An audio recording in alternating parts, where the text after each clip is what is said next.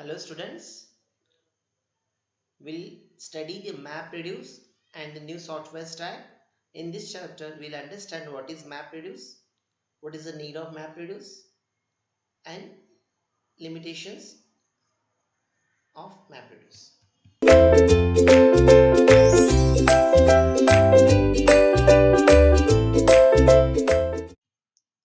Motivation, this is an example from the Google. 20 million web pages are there if you multiply by 20 kilobytes if the one page size is there. So we have more than 400 terabytes of data. And a computer reads 30 to 35 megabytes per second from the disk. It takes almost 4 months to read the web. 1000 hard drives to store the web. Takes even more to do something useful with this data if you want to process it. It's very difficult. It requires various algorithms. The regular approaches of programming techniques, methodologies, processes doesn't work with it. Today, a standard architecture false problem is emerging. It's a cluster of commodity Linux nodes, commodity of network, Ethernet to connect them. The MapReduce paradigm. The MapReduce helps to achieve this problem by providing platform reliable, scalable, parallel computing, abstract issues of distributed and parallel environment from the programmer point of view, and it also runs on GFS, that is a Google file system, as well as HDFS Hadoop file systems. Distributed file system, we'll understand what do you mean by distributed file system. As its name suggests, it is distributed file system. So distributed means it is placed over the network at different nodes.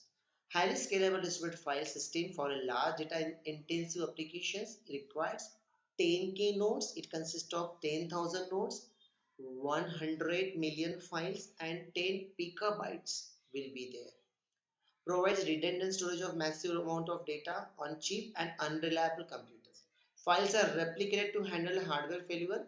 So many times the files are replicated on different nodes. So duplicate files is there to avoid the failure. Detects the failures and recovers from them also. It is a important facility provided by the distributed file systems. That is important feature. Provides a platform over which other systems like MapReduce, Bigtable operates. Let's understand. Single length space for entire cluster data coherency is important feature. It write once and read many access model. So what it does, you are writing it once and it can be accessed from different locations. Client can only append to existing files. Next feature is files are broken up into blocks. 128 megabytes of block size is provided on different nodes. Each block replicated on multiple data nodes to avoid the failure. Intelligent client can find locations of blocks very easily. Client access the data directly from the data node, which consists of list. Let's understand data HDFS architecture. HDFS stands for Hadoop Distributed File System. It consists of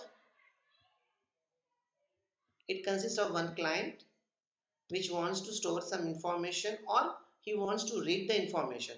In both the scenarios, it is going to request to the name node, and when it is wants to read, it requests the file name. In the return, it provides the data nodes and block ID which is available in this data nodes, which is shown in the green color, and it reads from there at whatever the block ID is received from the name node. In HDFS architecture, name node is there which consists of metadata, its name, replicas. If you have, because we are storing the data on multiple nodes, we are replicating it to avoid the failure or loss of data. So its locations, everything is provided. Client is requesting some metadata, in return it is providing that information. Name node is also connected with the data node. In data node, you can see is a rack 2 also connected to rack 1. So rack 1 and rack 2. So this is the client which is requesting some information. In that scenario, it is provided by that.